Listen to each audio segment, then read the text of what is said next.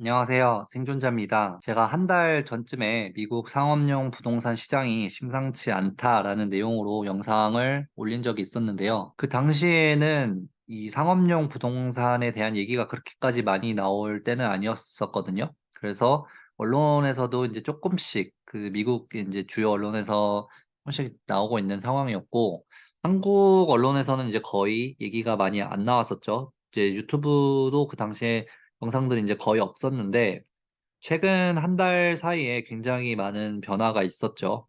일단은 미국의 인제 지방 은행들이 파산을 하고 그게 인제 글로벌 은행 위기 사태로 좀 번지는 그런 모양새다 보니까 미국 상업용 부동산이 인제 거기 인제 주요한 원인 중에 하나였고, 그러다 보니까 언론에서 인제 많은 보도들이 나오기 시작했죠.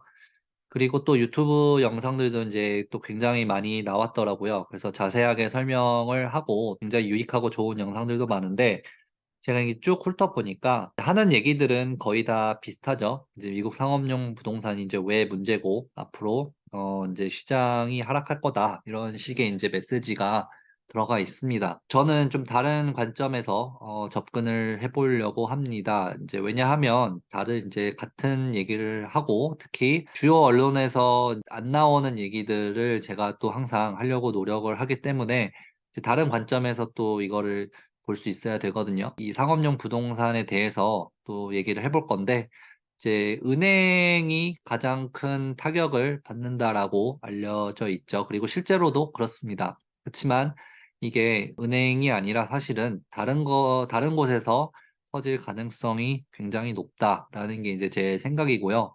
그래서 그 부분에 대해서 한번 같이 얘기를 해 볼까 합니다. 참고로 제 의견이고요. 또 전문가의 의견들 제가 또 종합을 해서 제 생각을 말하는 거기 때문에 매수 매도 추천을 전혀 하지 않습니다. 항상 수재 책임은 본인에게 있다는 것을 명심해 주셨으면 좋겠습니다. 미국의 상업용 부동산 사태가 계속해서 악화되고 있습니다. 제가 그 당시에 영상을 찍었을 때 이제 블랙스톤이나 이런 브룩필드 같은 대형 부동산 자산 운용사들이 "상업용 부동산 이제 대출을 이제 파산을 하기 시작했다."라는 이제 헤드라인으로 몇 개 소개를 드렸었는데, 그게 인제 계속해서 이어지고 있고요.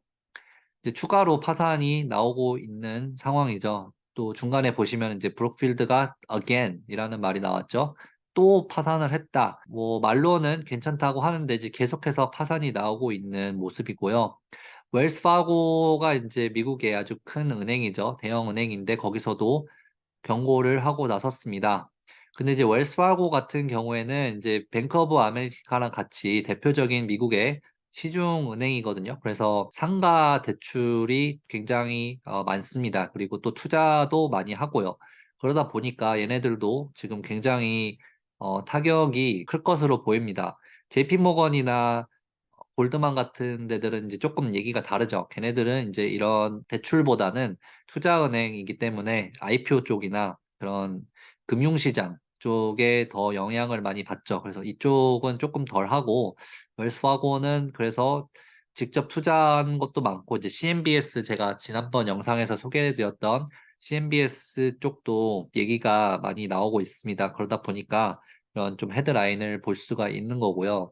부동산 대출이 최근 14년 동안 이제 가장 높은 수치다라는 것을 인제 알 수가 있기 때문에 지금 이게 지금 얼마만큼 심각해지고 있느냐, 그거를 지금 언론을 통해서 대충 피부로 느낄 수가 있는 거죠. 물론 여러 가지 원인이 있겠지만 가장 큰 원인은 이제 오피스 공실률이 증가를 하고 있다는 건데요. 이게 지금 2008년 레벨을 넘어섰습니다. 그 당시에 뭐 14 뭐 근방 정도 되는 것 같은데 지금 16.4% 까지 올라왔 온 거죠. 그래서 이게 지금 가장 큰 부동산 위기였던 2008 년보다도 더 심각한 상황으로 가고 있다라는 거고, 그때는 인제 주택 시장이 위주였다면은 지금은 이제 오피스 쪽으로 좀 넘어온 그런 모양이라고 할 수가 있습니다. 지금 오피스 공실률이 그러면 왜 늘어났냐? 인제 가장 큰 원인이 코로나죠. 그래서 그 코로나 이후에 세상이 예전 그 코로나 이전과는 다르다라는 게 지금 여러 가지 자료들을 통해서 볼 수가 있는데, 이제 그중에 하나가 지금 대도시에 사람 자체가 많이 없습니다. 그래서 이거는 주요 도시의 휴대폰 통화량을 2019년과 이제 2022년을 비교를 한 건데 이제 퍼센테이지로 보면 최소 30% 이상은 줄은 거죠.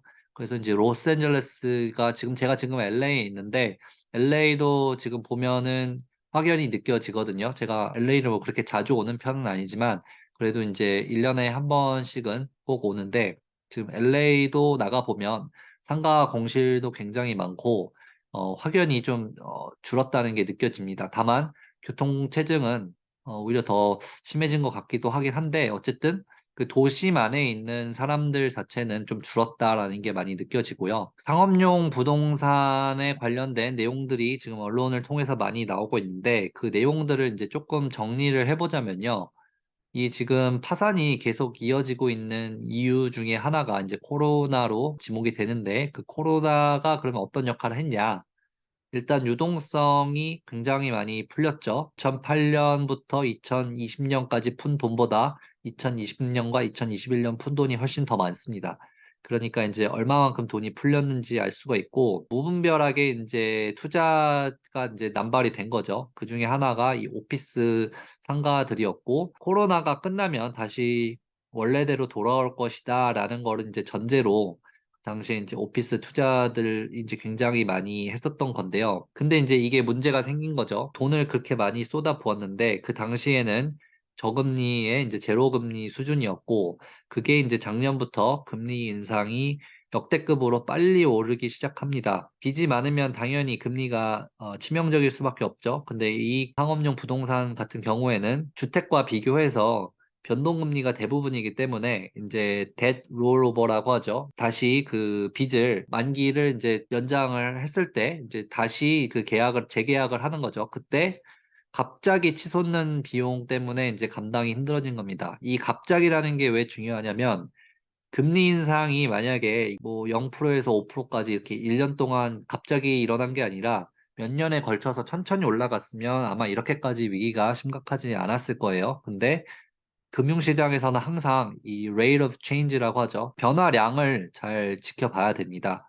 왜냐하면 인제 상대적인 거거든요. 그래서 예전과 비교했을 때 얼마나 올랐냐 이게 굉장히 중요하기 때문에 빚이 갑자기 치솟는 거죠. 그래서 우리나라도 보면은 예를 들면 영끌한 사람들이 갑자기 빚이 뭐 1 0 0만 원, 2 0 0만 원 추가로 비용이 들어가기 때문에 생활이 안 되는 그런 모습이잖아요. 그래서 똑같은 거죠. 갑자기 1,000만 원 나오던 게 뭐 5,000만 원이 나오고 1 억이 나오고 뭐 이러면 당연히 못 버티죠. 거기다가 렌트를 올릴 수도 없고 왜냐하면 렌트를 올리게 되면 지금 안 그래도 공실률이 높은데 못 버티고 나가는 거죠. 그러다 보니까 이게 이제 악순환으로 번지게 되는 겁니다. 오피스 공실률이 또 높아지냐 이게 바로 인제 재택근무 문화가 확산이 된 건데 재택근무는 회사와 지금 직원의 엄청난 그 알력 다툼으로 이어지고 있습니다. 이제 우리나라도 코로나 끝나면서 인제 그 테크 회사들 중심으로 "다시 돌아와라."라고 하고 있는데 미국 같은 경우도 마찬가지거든요. 근데 직원들이 버티고 있습니다. "안 간다." 그러면 "자른다." 그럼 "잘라라." 이런 식으로 서로 지금 줄다리기를 하고 있기 때문에요. 재택이라는 게 핫 이슈고 회사 입장에서는 착각을 한 거죠. 예를 들면 당연히 '코로나가 끝나면 원래대로 돌아오겠지.'라고 했는데 이거를 한번 재택을 맛보면 그렇게 돌아갈 수가 없습니다. 제 친구도 지금 재택을 하고 있는데 재택을 하니까 인제 너무 좋은 거죠. 특히 인제 가족이 있다 보니까 회사에 있을 때는 인제 뭐 가족이 인제 급한 일이 생겼다 그러면 그랬을 때 일을 보기도 힘들고 그런데 이제 뭐 교통체증을 겪지 않아도 되고 그다음에 이런 가족 뭐 애들 특히 애들이 뭐 갑자기 급한 일이 생긴 거나 이럴 때 인제 일을 처리할 수 있기 때문에 가족이 있는 사람들은 훨씬 또 좋기 때문에 쉽게 포기를 할 수가 없는 거죠. 그래서 이러한 이유로 지금 파산이 계속해서 이어지고 있는데 그중에서도 인제 지방은행들이 특히 인제 피해가 막심한 상황입니다. 지방은행들 파산들을 보면 그런 이유가 또 컸죠. 여러 가지 이유가 있지만 그 이유가 인제 컸던 거고 시그니처 뱅크는 인제 뭐 크립토 쪽도 문제가 되고 있지만 부동산 대출도 상당히 많았거든요. 그렇기 때문에 인제 "파산을 했다."라고 이제 밝혀지고 있는 거고 퍼스트 리퍼블릭 뱅크도 인제 SF 그러니까 샌프란 기반의 시중은행인데 여기도 부동산 대출이 뭐 충분히 상상 가능하죠. 샌프란이다 보니까. 그래서 이제 샌프란이 지금 부동산 시장이 많이 그 타격을 입고 있기 때문에 재택 문화나 이런 이제 실리콘밸리 근처고 하다 보니까 훨씬 이제 민감한 거죠. 그래서 그것 때문에 이제 그게 다는 아니지만 큰 이유였다라는 게 이제 언론에서 나오는 얘기고요. 그 다음에 또 하나가 지금 대형 부동산 운용 회사들, 그러니까 이제 아까 말한 브룩필드나 아니면은 블랙스톤이나 이런 애들도 사실은 엄청난 손실을 기록 중인데 이 손실이 아직까지는 수면 위로 나오지 않고 있습니다. 그냥 손실이 많겠다라고 알 수는 있지만 그게 실제로 발표가 되지는 않고 있죠. 왜냐하면 이 펀드 회사들이 이 펀드를 잠가버리고 발표를 안 하고 버티고 있거든요. 근데 이제 부동산 펀드라는 게 이제 그런 특징이 있습니다. 뭐, 그러면은 왜 얘네들은 펀드 잠가버리고 발표를 안 하는 게 말이 안 되는 거 아니냐라고 이제 무작정 비난을 하는데 이거는 이제 투자 상품의 특징을 좀 알아야 되거든요. 그래서 이제 언론에서 나오는 경우는 이제 무작정 비난하는 이제 헤드라인이나 이제 일반 사람들도 이제 그렇게 생각을 하는데 예를 들면 이제 주식 시장에서 거래되고 있는 회사들과 이런 사모펀드의 그런 공시 의무라고 해야 될까요? 이런 것들이 굉장히 다릅니다. 그렇기 때문에 얘네들은 훨씬 그 부분에서는 자유롭고 또 부동산이라는 게 돈이 이렇게 함부로 왔다 갔다 하면 안 되는 거죠. 왜냐하면 이제 딜을 할 때 이제 부동산 특성상 또 많은 돈이 왔다 갔다 하고 투자자들이 돈을 한꺼번에 막 빼버리면 또 딜이 되기가 힘들고 이러기 때문에 보통 이제 락업 기간도 굉장히 길고 돈을 뺄 때도 상당히 오래 걸립니다. 그렇기 때문에 이제 부동산 펀드가 위험한 이유가 이제 유동성 리스크가 이제 커서 그런 거거든요. 그래서 이 부분을 이제 투자자들도 이제 알아야 되는데 이제 상황이 좋을 때는 그게 문제가 안 되죠. 왜냐하면 그냥 어차피 오래 묵혀두고 나중에 오르면은 뭐 천천히 빼면 되니까. 근데 지금 같은 이제 유동성 위기가 나오게 되면 너도 나도 돈을 빼려고 하기 때문에 이제 펀드 입장에서는 문을 잠가 버리는 거죠. 그리고 버티고 있는 겁니다. 지금 금리 인상이 잠깐 동안 한 거니까 다시 어차피 제로 금리로 내리면 우리 다시 살아날 수 있다. 이런 식으로 이제 생각을 하면서 장기전으로 가고 있는 거죠. 근데 어쨌든 손실이 난 거는 알 수 있거든요. 그렇기 때문에 지금 대형 자산 운용사들이 굉장히 골치가 아플 겁니다. 이게 지금 이제 폭탄을 처리를 해야 되는데 이거를 어떻게 처리를 해야 되나 굉장히 이제 고심을 많이 하고 있을 것 같거든요. 블랙락이나 이런 시타델 그리고 또 기타 부동산 운용 회사들 특히 이제 블랙락도 부동산에 굉장히 많이 투자를 했습니다. 지금 레리 핑크라는 이제 사람인데 왼쪽이 최근에 나와서 뭐 여러 가지 얘기를 했었죠. 근데 뭐 부동산을 이제 굉장히 많이 샀기 때문에 많이 물려 있는 거는 뭐 맞는 것 같습니다. 그래서 어떻게 해야 되나 또 여러 가지 방법을 찾고 있을 텐데요. 그래서 이제 여기서부터는 이제 조금 추론의 영역으로 들어가는 부분이고요. 언론에서 나오지 않는 얘기들, 또 할 수 없는 얘기들, 그리고 현재 다른 사람들이 잘 안 하는 얘기를 이제 제 생각도 있고 다른 전문가들 그리고 언론에서 나오는 그런 정보들을 이제 묶어가지고 한번 추론을 해보자면요. 일단 아무도 안 사면 사게 만들어야죠. 얘들이 이제 상품을 만들어서 파는 회사들이기 때문에 특히 돈을 잃는 걸 가장 싫어하는 애들이거든요. 자산운용 회사들은 돈 잃는 거를 누구보다 싫어합니다. 뭐 다들 싫어하지만 그 중에서도 더 싫어합니다. 왜냐면 돈으로 먹고 사는 애들이니까 이거를 벗어나기 위해서 어떤 방법도 지금 서슴지 않고 쓸 텐데 그러니까 지금 안 팔리는 물건을 팔게 하려면 이제 금치를 하든지 속여서 팔든지 아니면은 이걸 싸게 팔든지 또 재고를 떠넘겨야 되는데 근데 지금 이 상황에서 과연 누가 살 거냐 이 말이죠. 지금 제가 저번 영상에서 말했던 게 이제 CBR이라는 부동산 대형 운용사가에서 나온 리포트를 보면 1분기 기준으로 전년 대비 63%인가 65%인가 이제 거래량이 줄었다라는 내용이 있었거든요. 그러니까 이제 한마디로 거래가 이제 증발을 해버리다 보니까 특히 이제 상가 오피스는 더 몸집이 크고 주택과는 또 다르죠. 거래가 잘 안 되기 때문에 처리하기도 곤란하고 거기다가 싸게 팔 마음도 없죠. 왜냐하면 돈이 워낙 많이 들어갔기 때문에 이거를 덤핑을 한다 그러면 돈을 너무 많이 잃게 되니까 사람 마음은 뭐 누구나 다 똑같습니다. 내가 비싸게 산 거를 싸게 팔고 싶은 마음은 없는 거죠. 그렇기 때문에 더 비싸게 팔아야 되는데 그거를 이제 누가 사느냐 이거죠. 2008년 서브프라임 당시와 굉장히 지금 오버랩되는 부분이 많은 상황이거든요. 그때도 이제 안 팔리는 상품들 원래는 굉장히 그 신용 리스크가 큰 이제 대출들을 전부 묶어가지고 일반 상품으로 이제 둔갑을 시켜서 시장에서 이제 유통을 시켰잖아요. 그게 이제 나중에 이제 그 담보에 문제가 생기면서 그 시장이 무너졌던 게 2008년 사태인데 그게 지금 15년, 16년 지난 이후에 똑같이 되풀이가 되고 있습니다. 다만 이제 역사는 항상 똑같이 되풀이 되진 않고요. 이제 비슷하게 흘러갈 뿐이죠. 상가 부동산 버전으로 다시 나오고 있는 게 아닌가 싶어서 지금 보면은 CMBS 이것도 제가 지난 영상에서 좀 자세히 설명을 했으니까 한번 참고를 하시면 좋을 것 같고요. 부동산 증권화된 상품들을 꿔가지고 판매를 하는 거죠. 아주 그 상태가 안 좋은 그런 이제 부동산들을 다 묶어가지고 이제 금치를 하는 거죠. 위에 덧칠을 해서 폭탄을 떠넘길 것 같다 예상을 할 수가 있는데 그러면 이제 그 피해자가 누가 될까라는 게 이제 궁금해지겠죠. 근데 그 피해자를 얘기를 할 때 이제 지금까지 나온 거는 은행입니다. 은행이 이제 가장 큰 피해자고 은행 중에서도 이제 중소은행들, 지역 사람들과 교류를 하면서 또 대출도 해주고 이런 지역 커뮤니티 은행들이 가장 큰 피해를 받는데 그 사람들만 피해를 받을까? 그리고 그 사람들이 제일 큰 피해자일까라고 했을 때 저는 아닐 것 같습니다. 왜냐하면 지금 보시면 블랙스톤이 최근에 또 뉴스 기사가 나왔는데 이거는 그 주요 언론 기사에서는 안 나왔어요. 30조가 넘는 그런 부동산 펀드를 또 체결을 했다라고 나왔습니다. 이제 돈을 다 이제 모금을 한 거죠. 이만큼을.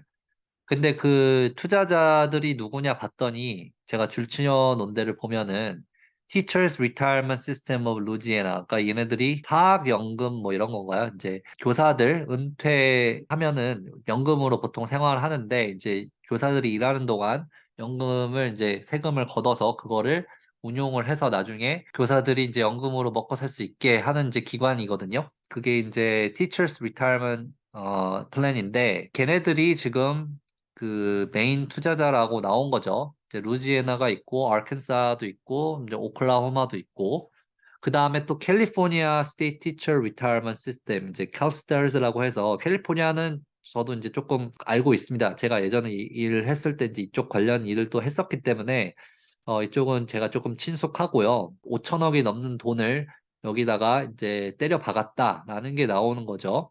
그러면 이 돈이 어디서 나오느냐? 그렇죠. 교사들, 그리고 그 다음에 이제 교사뿐만 아니겠죠. 여기에는 이제 교사들만 일하고 나오는데, 이제 각종 연기금, 재단, 보험회사들 같은 기관들이 사고 있습니다. 그럼 얘네들은 과연 좋아서 사느냐? 그렇지도 않거든요. 얘네들도 지금 살 수밖에 없는 이유가 사실은 있거든요. 연기금 재단 같은 기관들은 대부분 의무적으로 부동산에 투자하게 돼 있습니다. 이제 asset allocation이라고 해서 자산 배분을 하는데 보통 아주 간단한 자산 배분은 제가 예전 그 주식 영상 할 때 말씀을 드렸는데 이제 60-40라고 해서 60% 주식 펀드, 그다음에 이제 40% 채권형 펀드 뭐 이런 식으로 나누는데 이런 기관들은 굉장히 복잡합니다.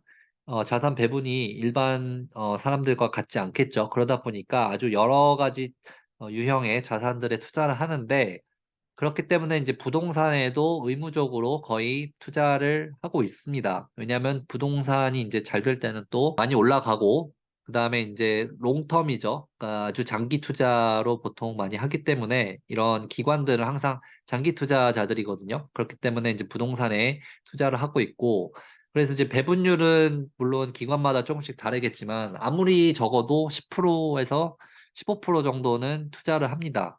그러니까 이제 뭐 보통 연기금이 액수가 작지가 않잖아요. 뭐 예를 들면 최소 몇 천억에서 뭐 몇백억, 몇천억, 그다음에 이제 몇 조, 크게는 이제 수십 조에 달하는 그런 금액들인데 거기에 이제 10%, 15%라고 하면 이제 굉장히 큰 액수죠. 근데 이제 그 금액이 코로나 이후에 이제 유동성이 흘러 넘치면서 이제 부동산 시장도 계속해서 투자 액수가 늘어난 거죠. 예를 들면 어떻게 생각을 하시면 되냐면요. 내가 그 총 자산이 1조였는데 예를 들면 이게 2조로 늘어났다.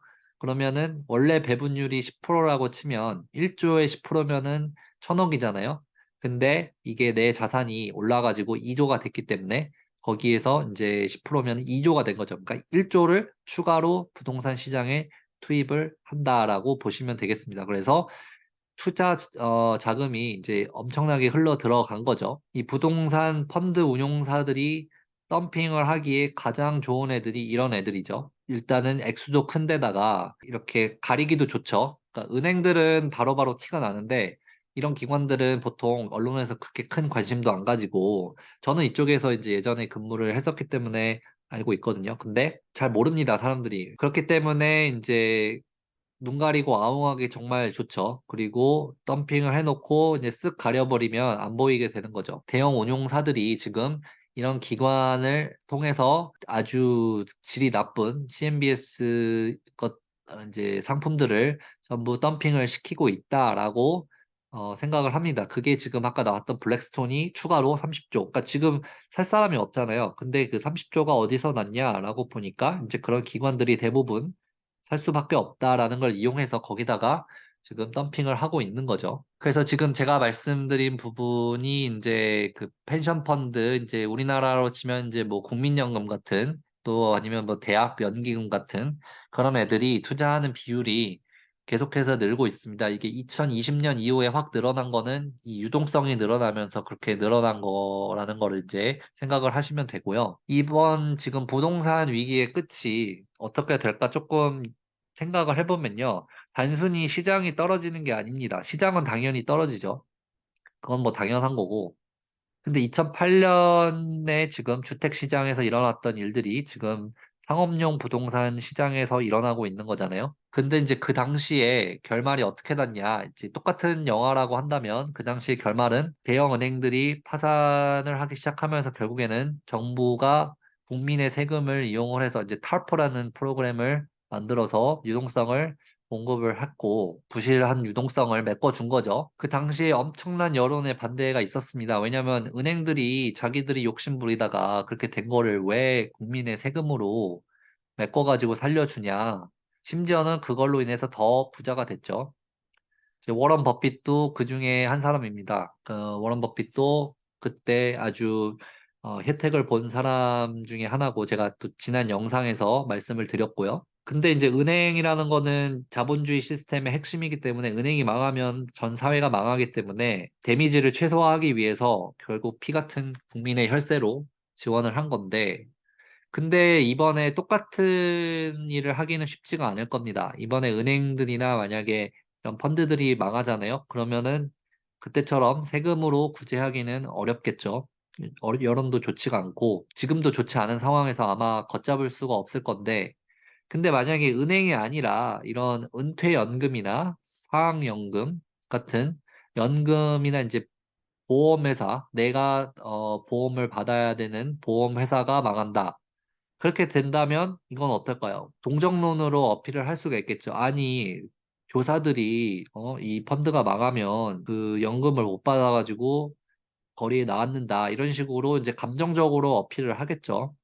그런 식으로 충분히 여론전을 만들어서 설득을 할 수 있을 거라고 봅니다. 결론을 이제 불편한 저는 진실이라고 생각을 하는데 이 금융가의 탐욕으로 인한 손실을 또다시 이제 국민의 세금으로 공멸을 막기 위해서 어쩔 수 없이 파산을 막아야 될 일이 생길 수도 있을 것 같다라는 게 이제 제 생각이고요. 이거는 참 안타까운 게 이 금융 쪽을 보면 돈을 벌 때는 자본주의를 얘기를 하고 돈을 잃게 되면 사회주의를 갖고 옵니다. 우리 모두 다 같이 으쌰으쌰 해서 이겨내자라고 얘기를 하죠. 그렇지만 돈을 벌면 그게 내 몫으로 돌아오는 건 없죠. 자기들 이제 호주머니를 이제 채우는데 쓰여지는 거니까 그러다 보니까 참 이걸 보면 굉장히 안타까운데 그렇다고 현실이 또 그런 걸 어쩔 수도 없고 그래서 지금 이 시장이 돌아가는 걸 보면 이렇게 안 되면은 제일 좋겠죠. 근데 만약에 이제 시장이 좀 더 악화가 돼서 정말로 여기저기 파산하고 그게 이제 골맞던 게 터지는 일이 좀 생기면 막 이런 방향으로 가지 않을까 싶습니다. 그래서 오늘은 언론에서 잘 얘기하지 않는 이런 상업용 부동산의 또 불편한 진실에 대해서 얘기를 해 봤고요. 제 개인적인 의견이기 때문에 또 물론 일어나지 않기를 바라고 있습니다마는 이제 우리나라도 예외가 아니죠. 지금 국민연금이 여기저기서 "돈 잃었다."라는 소식이 나올 때마다 사람들이 이제 분개를 하고 있습니다. 최근에 실리콘밸리도 투자를 했다가 망했다는 기사가 나오기도 했고, 또 어떤 노르웨이의 국부 펀드가 또 "몇백억을 잃었다."라는 일이 나오고 있죠. 그래서 전 세계 금융 시장이 연결되어 있기 때문에 어디 하나가 망하면 다른 데도 영향이 분명히 생깁니다. 그래서 국민연금이 만약에 망해 가지고 그거를 인제 또 대체를 세금을 더 걷어서 또 메꾼다라고 생각을 해 보시면 아마 굉장히 화가 나실 텐데, 그런 일이 또 미국에서 지금 벌어지고 있는 것 같습니다. 오늘은 일단은 여기까지 하고 또 다음에 더 좋은 영상으로 찾아뵙도록 하겠습니다. 감사합니다.